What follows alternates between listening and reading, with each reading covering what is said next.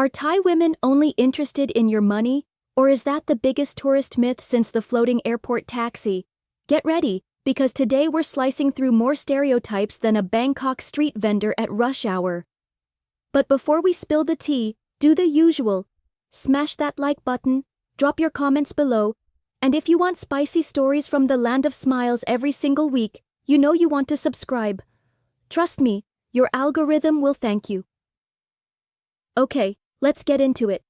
So, the Pattaya news cycle's in meltdown. Bars are emptier than a soy dog's food bowl, girls are queuing for food handouts in Tree Town, and every online dude suddenly knows exactly what Thai women are about. You know how the story goes. All Thai girls want is your money. They're rolling in sponsors. Every year a new iPhone. Yeah, right. And every tuk-tuk driver actually gives you the local price. Here's the deal. People strain their necks nodding to that cliché, even if they've never set foot further than the Khao San Road McDonald's. The truth? There isn't one answer. It's like asking if every farang in Thailand is there for the temples. I've heard this cash question from first-timers, grizzled expats, and that one uncle who thinks Thai culture is just a massage menu. So here's the reality, unfiltered. You meet someone in a beer bar, go-go, or massage shop in Pattaya, Nana, wherever, the odds are high, money is on the table. And not in the fun poker sense, that's literally the definition. It's transactional. You pay the bar, pay for time, maybe buy a couple of drinks, and whether you find love or just an awkward breakfast, everyone knows what it is. There's a strange honesty in that. Might be more upfront than most dating back home, at least nobody's pretending to be in a fairy tale. Where things go spectacularly sideways is when some guys forget they met Cinderella in the bar. Not at the ball. Suddenly, they're wiring cash each month, sponsoring the whole family, ignoring red flags flapping harder than tuk-tuks in a monsoon. Is it love or is it a line? I don't judge, but be honest with yourself. If the money stopped, would the sweet texts and heart emojis keep coming? For a lot of guys, the answer's as empty as soy cowboy on Songkran. But hey, here's the thing. A lot of keyboard warriors miss. Most Thai women are not professional heartbreakers with a wallet magnet. There are millions of regular, hardworking Thai women living totally normal lives. Teachers, office workers, nurses, food stall queens flipping noodles like a boss. Most wouldn't dream of asking a guy for rent, let alone a Chanel bag. And finding one is way more likely if you're not lurking around Walking Street rehearsing your "I'm not like the other tourists" speech. Now here's where it gets spicy. Some so-called regular girls, yes, the ones you meet at glamorous places like the mall food court, are actually Olympic-level multitaskers. By day, office angel. By night, managing a squad of sponsors on WhatsApp more efficiently than a Fortune 500 CEO. There's even a name for it. The freelancer. You think you're dating, but so are 3 other dudes in Germany, Australia, and, weirdly, Finland. The secret? They all think they're the only one too. This is why rule number 1 for Thailand dating survival: don't lead with your wallet. If you show up flashing gold chains and acting like you're in a music video, don't act shocked when you're treated like a walking ATM. If you bring out the Superman cape, be prepared to pay the hero tax. Let's face it, some guys love the attention so much they basically hand out their bank info at the airport arrivals hall. But plot twist.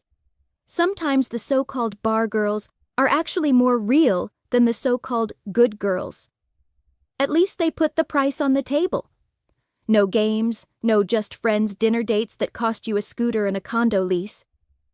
Some of these ladies, if you treat them right and build something genuine, will have your back harder than your hometown drinking buddy.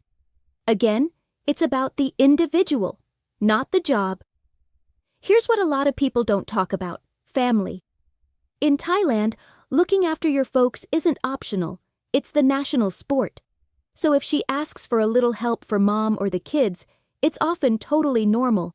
Screaming "scammer" every time a bill comes up means you just don't understand the culture. The key is having boundaries and knowing what you're comfortable with. Of course, there are cases of true love. Not every woman here is plotting to get you in a suit, slap a Visa sticker in her passport, and take your Spotify playlist hostage.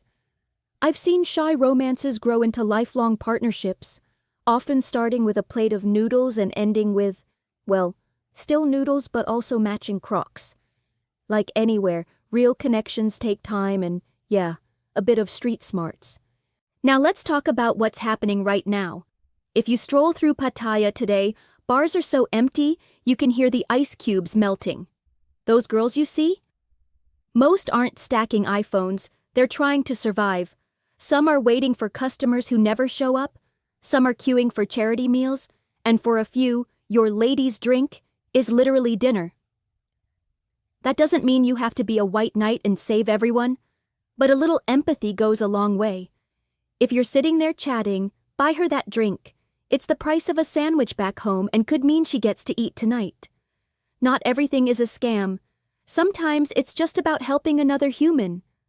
Thailand's given us sunsets, street food, and about 18 kinds of hangover remedies. Throw something back now and then. It's too easy to judge. I've met girls who, when the chips are down, have done more for some of these big men than their best mates back home.